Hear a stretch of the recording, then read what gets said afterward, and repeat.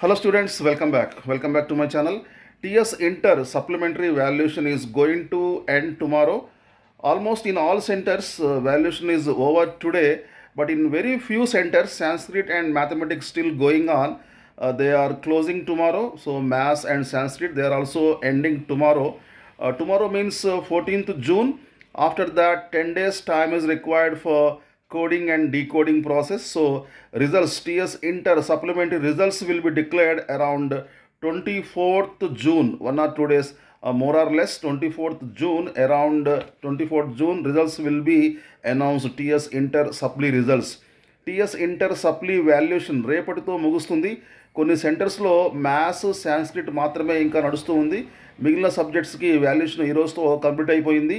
So రేపటితో valuation అయిపోతే minimum 10 days coding decoding process ఉంటుంది. కాబట్టి 24th June ఈ ప్రాంతంలో రిజల్ట్స్ వచ్చే అవకాశాలు ఉన్నాయి. Inter supply results 24th June.